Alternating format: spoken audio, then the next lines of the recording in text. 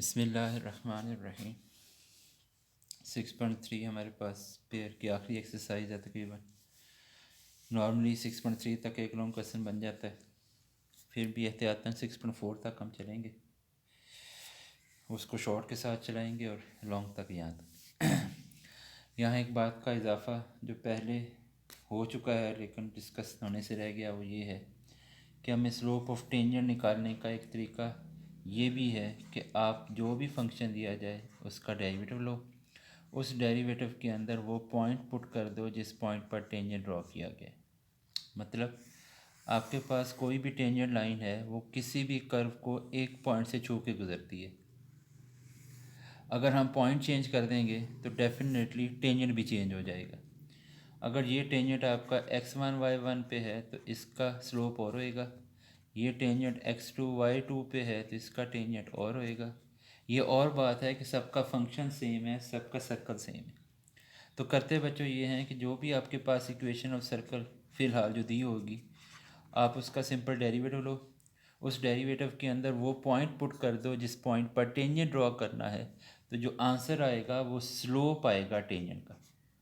ये बात हो चुकी है 2.8 जहाँ पे ख़त्म हुई है, वहाँ पे जाकर देखिएगा जी, पेज 101 के ऊपर जाकर देखें तो लिखा हुआ है geometrical interpretation of derivative.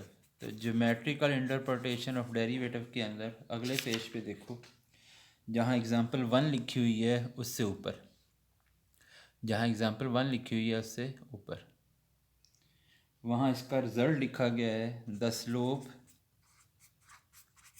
Of tangent line to the graph किसका, किसी भी फंक्शन का, इस एफ डैश एक्स, या एट लिख लो, at x f of x is f dash x. तो इसकी बच्चा वजाहत सुन लो। वजाहत इस तरह से है कि आपके पास नॉर्मली जो पॉइंट होता है वो एक्स वाई होता है।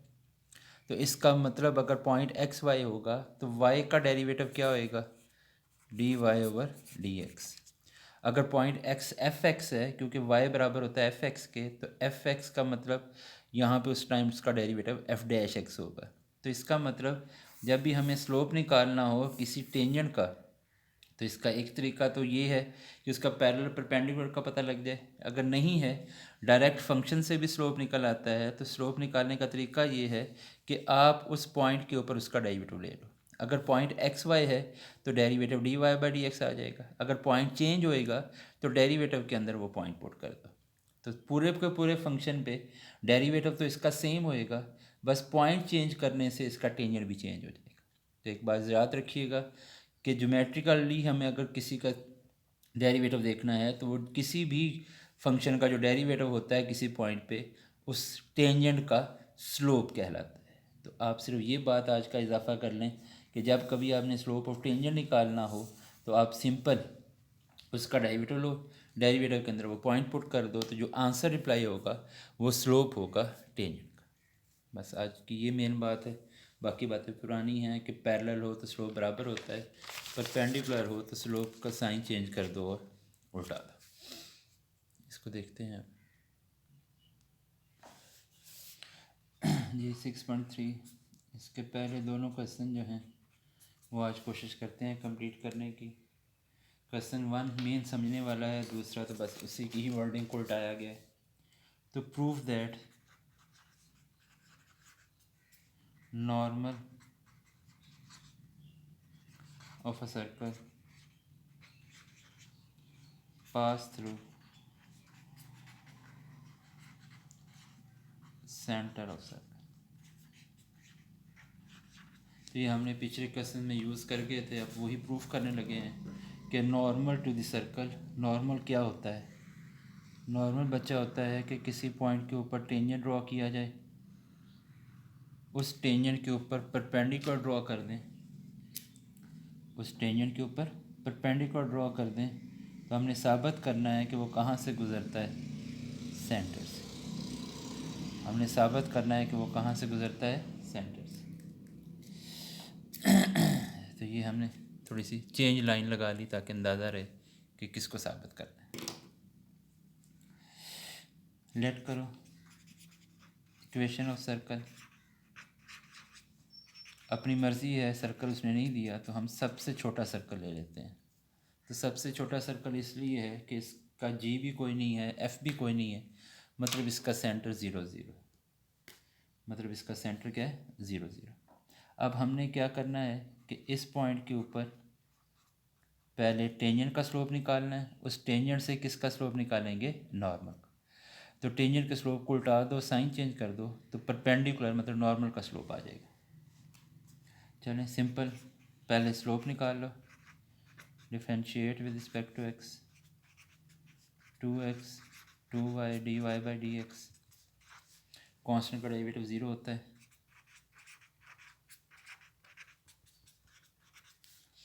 तो dy over D x minus 2x over 2y, 2 cut गया तो माइनस x ओवर y आ गया।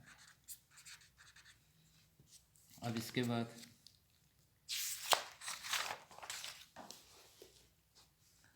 Slope of tangent at point x1 y1 क्या होएगा कि जो डेरिवेटिव निकला हुआ है उस डेरिवेटिव के अंदर x की जगह x1 रख दो और y की जगह y1 रख दो। तो जब भी आपने स्लोप ऑफ टेंजेंट निकालना हो तो स्लोप ऑफ टेंजेंट निकालते हुए आपने करना क्या होता है कि उस पॉइंट को डेरिवेटिव के अंदर पुट करना होता है। अगर पॉइंट एक्स वाई है तो x जगह x, y की जगह y आ जाएगा। अगर x1 y1 है, क्योंकि उसने क्लियर कट कहा हुआ है कि ग्राफ एट पॉइंट, इस पॉइंट के ऊपर क्या कहलाता है, उसका स्लोप डेरिवेटिव। अगर यहाँ पॉइंट जी एक्स होता तो डेरिवेटिव जी डैश एक्स होता, यहाँ एच एक्स होता तो डेरिवेटिव एच, मतलब जो पॉइंट होगा उस डेरिवेटिव के अंदर आपने लिखना है। स्लोप ऑफ टेंजेंट मिल गया तो स्लोप ऑफ नॉर्मल क्या होएगा, तो सिर्फ ये थोड़ी सी एक्स्ट्रा बात है, बाकी कोई नहीं। तो स्लोप ऑफ नॉर्मल में आप स्लोप को उल्टा देती हो, साइन चेंज कर देते हो, स्लोप को उल्टा देते हो और साइन चेंज कर देते हो। तो स्लोप को उल्टा दिया, y1 ओवर x1 हो गया, माइनस था तो क्या हो गया प्लस। यही सूरत हाल अब इक्वेशन ऑफ नॉर्मल पे चलेगी। तो इक्वेशन ऑफ नॉर्मल क्या आएगी, equation of normal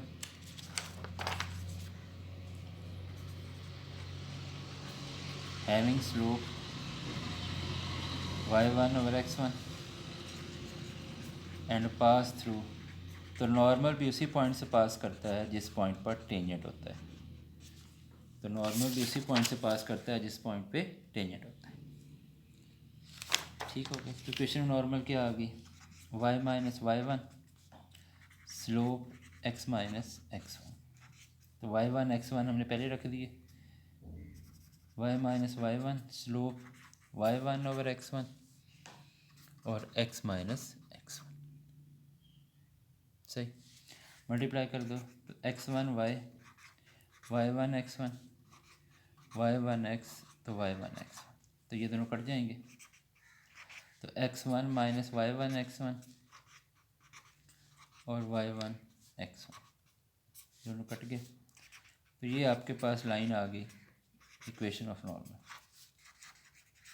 which is equation of normal. अब हमने साबित करना है कि ये नॉर्मल लाइन सेंटर से पास करती है। तो हमारा जो सर्कल था इसका सेंटर क्या था, जिसमें जी भी ज़ीरो और एफ़ भी ज़ीरो, मतलब सेंटर 0 0। अगर हमने साबित कर दिया कि ये नॉर्मल लाइन 0 0 से पास करती है, ये नॉर्मल लाइन 0 0 से पास करती है, तो इसका मतलब कहाँ से पास करती है, सेंटर से। यही हमने साबित करना था कि नॉर्मल लाइन जो है वो पास कहाँ से करती है, सेंटर ऑफ दी सर्कल। तो पहले बच्चों आपने इसका स्लोप निकाला, स्लोप निकाला, पॉइंट पहले पता था, पॉइंट और स्लोप से लाइन निकाल ली। जब आपको लाइन का पता लग गया, उस लाइन को चुप करके आपने सेटिस्फाई करवा दो। S normal line satisfies x0 y0, रख के देख लो, यहाँ 0 रखो तो टोटल आंसर क्या आ गया, 0। hence normal line pass through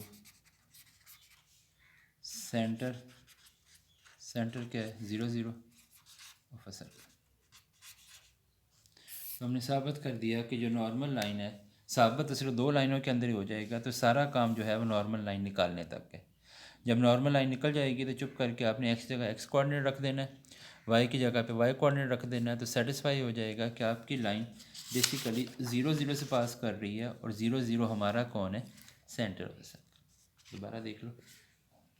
तो प्रूफ करना है कि normal of a circle, normal क्या होता है, जो परपेंडिकुलर हो टेंजेंट पे, परपेंडिकुलर हो टेंजेंट पे। तो नॉर्मल ऑफ द सर्कल पास करता है सेंटर ऑफ सर्कल से। तो हमने सबसे छोटा सर्कल ले लिया एक्स स्क्वायर वाई स्क्वायर ए स्क्वायर, इसका सेंटर क्या बनेगा 0 0। अब आपने इसका टेंजेंट की इक्वेशन निकालोगे, टेंजेंट निकलेगा तो नॉर्मल निकलेगा, टेंजेंट का स्लोप चाहिए। सिंपल इसका डेरिवेटिव ले लो, तो डेरिवेटिव के अंदर वो पॉइंट पुट कर दो जिस पॉइंट पर टेंजेंट है, क्योंकि ये डेरिवेटिव पूरे सर्कल का है। इसका पॉइंट अगर चेंज हो जाता है तो टेंजेंट भी चेंज हो जाएगा, इसलिए स्पेसिफिकली जिस टेंजेंट का आपने स्लोप निकालना है वो x1 y1 से पास कर रहा है। तो पहले आपने x1 y1 से टेंजेंट का स्लोप निकाला, तो टेंजेंट के स्लोप को उल्टा दो, साइन चेंज कर दो, तो परपेंडिकुलर मतलब नॉर्मल का स्लोप आ जाता है। इसके बाद इक्वेशन नॉर्मल निकालने के, उसका स्लोप भी पता, पॉइंट भी पता, उसी पॉइंट पे जिस पॉइंट पे टेंजेंट है उसी पे नॉर्मल होता है, क्योंकि बाकी लाइन कोई भी होगी वो जस्ट परपेंडिकुलर लाइन होगी। अगर हम कोई भी लाइन इसके ऊपर लगा देते हैं तो ये परपेंडिकुलर तस्वर होगी, नॉर्मल नहीं होगी। तो नॉर्मल बच्चे वो होती है जो उसी पॉइंट से पास करे जिस पॉइंट से टेंजेंट पास करता है। तो टेंजेंट वाले पॉइंट को नॉर्मल वाले पॉइंट के साथ मिक्स करके आपने इक्वेशन नॉर्मल निकाल दी। अब ये इक्वेशन नॉर्मल एक लाइन के अंदर क्लियर हो जाएगा कि ये किससे पास करती है, 0 0 से। अगर ये 0 0 को सेटिस्फाई करती है, सेटिस्फाई करने का मतलब ये है कि पॉइंट इसके अंदर रखें और आंसर किसके इक्वल आए, 0 के, तो इसका मतलब वो पॉइंट इस लाइन के ऊपर लाई करता है। आपने चैप्टर 4 में पढ़ा, अगर आंसर पॉजिटिव आए तो अबव द लाइन होता है, आंसर नेगेटिव आए तो बिलो द लाइन। अगर आंसर 0 आ गया है तो इसका मतलब ऑन द लाइन है, इसका मतलब नॉर्मल लाइन कहाँ से पास करती है, 0 0 से, और 0 0 हमारा कौन है, सेंटर ऑफ द सर्कल। तो साबित हो गया कि normal line pass through the centre of the circle. अगले क्वेश्चन में और इस क्वेश्चन में फ़र्क ये है बच्चों कि यहाँ नॉर्मल लाइन है, साबित करना है सेंटर से गुजर रही है। अगला क्वेश्चन ये है कि कोई लाइन जो है जो सेंटर से गुजर रही है वो साबित करो कि परपेंडिकुलर है। वो जो परपेंडिकुलर लाइन सेंटर से गुजर रही है वो साबित करना है पॉइंट ऑफ टेंजेंसी से गुजरती है। तो पहले हमने x1 y1 यूज़ किया और साबित किया कि 0 0 से पास करती है। अगले क्वेश्चन के अंदर यूज़ करेंगे 0 0 और साबित करेंगे कहाँ से गुजरती है, x1 y1 से। तो यहाँ यूज़ करेंगे 0 0 और साबित करेंगे कि ये कहाँ से गुजरती है, x1 y1 से। तो यहाँ x1 y1 यूज़ किया, 0 0 पे साबित किया। अगले क्वेश्चन पे यूज़ करेंगे 0 0 और साबित करेंगे x1 y1। तो क्वेश्चन नेक्स्ट पढ़ो तो अंदाज़ा हो जाएगा कि वो इसका रिवर्स पूछ रहा है। क्वेश्चन ज़रा गौर से पढ़ो। Prove that straight line drawn from the centre of the circle. Question आप बुक से देख लेना, ज़रा देखो क्या बोल रहा है। वो कहता है कि स्ट्रेट लाइन, दोबारा देखो, prove that straight line drawn from the centre, straight line जो ड्रॉन फ्रॉम द सेंटर है, सेंटर से ड्रॉ की गई है, ये दिया जा रहा है परपेंडिकुलर टू द टेंजेंट, और ये लाइन परपेंडिकुलर हो टेंजेंट पे, और ये लाइन परपेंडिकुलर हो किस पे, टेंजेंट पे। तो हमने क्या साबित करना है, it pass through point of tangency. तो अब हमने साबित करना है कि ये पॉइंट ऑफ टेंजेंसी से पास करता है। उल्टी बात है कि ये लाइन की डायरेक्शन इधर से है कि लाइन आ रही है 0 0 से, परपेंडिकुलर है टेंजेंट पे, और साबित करना है कि किससे पास करती है, पॉइंट ऑफ टेंजेंसी। तो इसका मतलब गिवन पॉइंट सेंटर है, साबित करना है x1 y1। पिछला क्वेश्चन क्या था कि prove that normal to the circle pass through centre of circle. तो यहाँ साबित करना था सेंटर ऑफ सर्कल, और यहाँ क्वेश्चन दोबारा पढ़ो तो आपने साबित करना है pass through point of tangency. आखिरी जो 3-4 वर्ड होते हैं वो साबित करने वाले होते हैं। जब भी आप कुछ थ्योरम लिखते हो, मैट्रिक के अंदर भी था, तो जो आखिरी 2-3 लाइन पॉइंट वर्ड्स होते थे वो हमने साबित करने के लिए दिए जा रहे होते थे। तो ये सिलसिला ये है कि अब आपके पास कोई लाइन है जो सेंटर से पास कर रही है, टेंजेंट पे परपेंडिकुलर है और वो पास करती है पॉइंट ऑफ टेंजेंसी से। अगली बात कि पिछले क्वेश्चन के अंदर नॉर्मल लफ्ज़ यूज़ करता था, तो हम भी लफ्ज़ नॉर्मल यूज़ करते थे जहाँ ज़रूरत पड़ी। अब लफ्ज़ उसने नॉर्मल नहीं बोला, परपेंडिकुलर बोला है, तो जहाँ जहाँ हमने नॉर्मल बोला है यहाँ पे वहाँ वहाँ लफ्ज़ आप परपेंडिकुलर लिखोगे। परपेंडिकुलर का मतलब भी वही है स्लोप की ज़ुबान में कि स्लोप उल्टा दो, साइन चेंज कर दो। तो पिछला क्वेश्चन ये सारा कॉपी पेस्ट है, दोबारा देख लो। Equation of circle x square y square is equal to a square, तो इसका सेंटर 0 0, डेरिवेटिव लो, तो डेरिवेटिव लेने के बाद 2x 2y dy by d x constant, तो dy by d x is equal to minus 2x over 2y, सब उधर ले गया, 2 कट गया। हाँ जी, पुरानी बातें। स्लोप ऑफ टेंजेंट, टेंजेंट हमेशा किसी पॉइंट पर होता है, तो ये टेंजेंट है x1 y1। हाँ जी, तो जहाँ x है x1 कर दो, जहाँ y है y1 कर दो। तो अब आया लफ्ज़ नॉर्मल। तो लास्ट टाइम बच्चों यहाँ पर आते करते हमने यहाँ लफ्ज़ नॉर्मल यूज़ किया, अब नॉर्मल नहीं करेंगे, परपेंडिकुलर करेंगे। तो परपेंडिकुलर लाइन का स्लोप क्या होता है, साइन चेंज कर दो और उल्टा। अब चलो इक्वेशन ऑफ, वहाँ पर नॉर्मल कहा था, यहाँ क्या कहेंगे, परपेंडिकुलर लाइन थ्रू। अब चेंज होगा। लास्ट टाइम हमने पॉइंट क्या यूज़ किया, पहले x1 y1, बाद में क्या किया 0 0। अब पहले क्या करेंगे 0 0 और बाद में x1 y1, बस ये चेंज है। तो स्लोप परपेंडिकुलर का वही होता है, नॉर्मल का भी वही होता है, तो इसलिए परपेंडिकुलर लिखना है क्योंकि क्वेश्चन में परपेंडिकुलर लफ्ज़ यूज़ करता है, तो परपेंडिकुलर का स्लोप ले लिया और अब की बार पॉइंट 0 0 लिया, क्योंकि पहले हम बाहर से आ रहे थे तो पहले x1 y1 यूज़ कर गए, फिर साबित किया कि सेंटर से गुजरता है। अब हम वापस जा रहे हैं तो सेंटर पहले यूज़ करेंगे, बाद में साबित करेंगे ये कहाँ से गुजर रहा है, x1 y1 से। तो क्या लाइन बनी, y माइनस y1, तो y1 क्या है 0, स्लोप x माइनस x1, तो x1 भी 0 है और y1 भी 0 है, तो स्लोप है y1 over x1, cross multiply कर दो,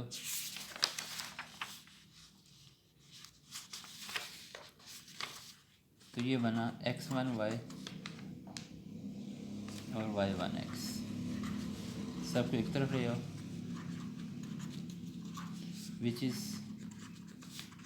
परपेंडिकुलर लाइन। वहाँ नॉर्मल कहा था, यहाँ ध्यान रखना है परपेंडिकुलर का लफ्ज़ यूज़ करना।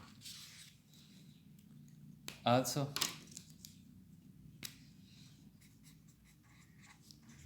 सेटिस्फाई किसको,